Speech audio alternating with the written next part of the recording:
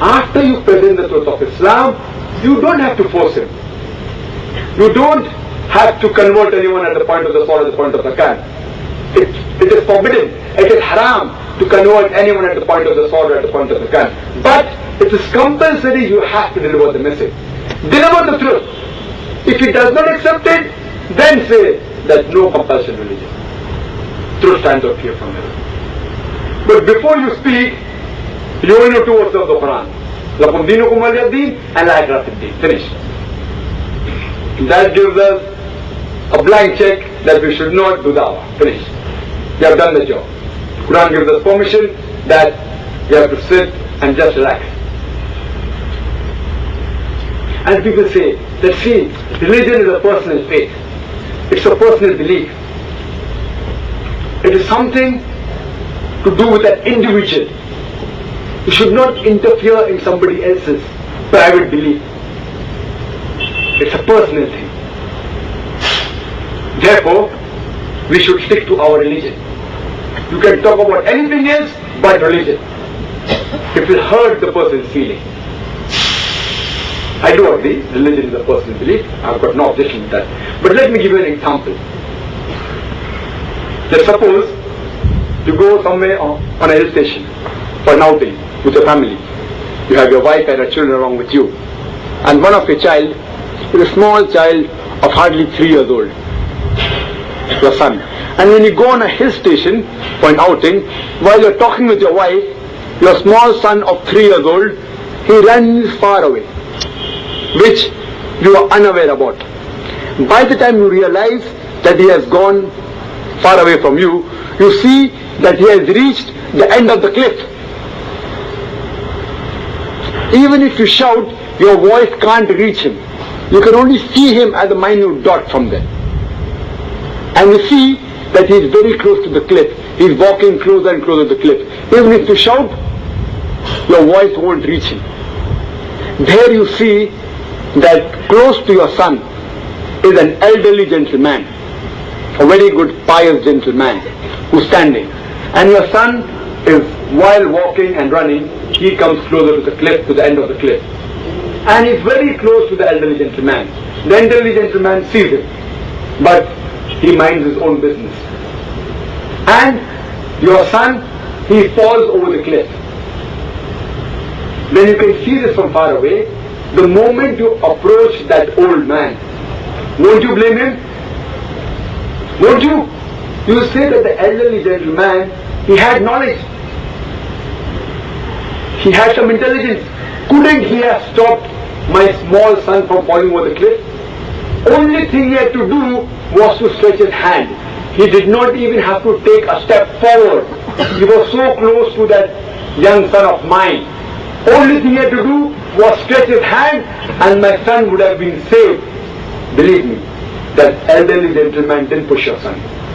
He didn't ask your son to jump. But still, won't you blame him? You will say that he was the elderly gentleman. He could have easily stopped my son. Why didn't he do it? My son is a masoom cha. What does he know? He is ignorant. Won't you blame him? No, he is behaving like us, like a Muslim. He says, it's my personal belief. Why should I interfere with somebody else's son's life? See, what difference does it make to me when he's dying? If he jumps, I'm minding my own business. Let him mind his business. In the same way, when we can see these non-Muslims, we can see that they're going to the ditch, they're going to Jahannam. What are we doing? Nothing. We are behaving like that elderly gentleman. We are minding our own business.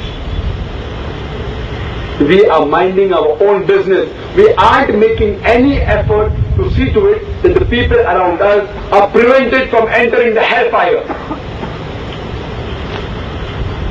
Suppose your neighbor happens to be a non-Muslim, and if you do not deliver the message to him, on the day of judgment, Allah subhanahu wa ta'ala will ask your neighbor that, did you get the message of Islam?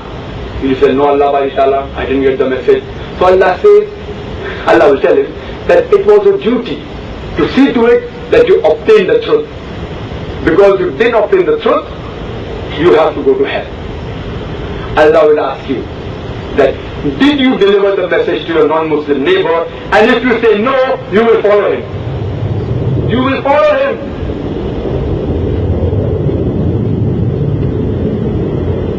It's compulsory that you should do dawah. It's a duty of every Muslim. And Allah gives us the criteria for entering Jannah. Allah gives the criteria for entering Jannah in Surah Al-Asr, in chapter number 103, verse number 1-3. It says, وَالْأَصْرِ إِنَّ الْإِنسَانَ لَفِي خُسْرٍ إِلَّا الَّذِينَ آمَنُوا وَعَمِلُوا الصَّالِحَاتِ وَتَوَاصَوْا بِالْحَقِّ وَتَوَاصَوْا بِالصَّبْرِ. Which means that by the token of time, man is verily in a state of loss. Allah is taking an oath in the Holy Quran.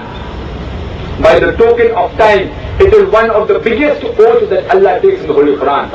Sometimes Allah takes the oath of the fig tree, or teen, or zaytun, of the fig, of the olive, of the stars, of the moon. Allah takes various oaths. But this oath is one of the biggest oaths. He says, well, us, by the token of time, by the fleeting time as it passes away. In the insana lafi khusr, that man is verily in loss. Man is in khasara.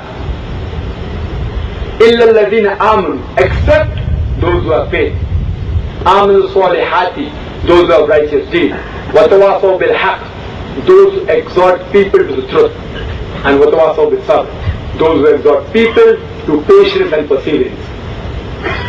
Allah says, the whole of humankind is in loss except those people who have faith, who have righteous deeds, who exhort people to truth, who do dawah and islah, and those who exhort people to patience and perseverance. These are the minimum 4 criteria required by the Holy Quran for any human being to enter Jannah. If you have faith, you will be fasting, you may give zakat, you may have righteous deeds, etc.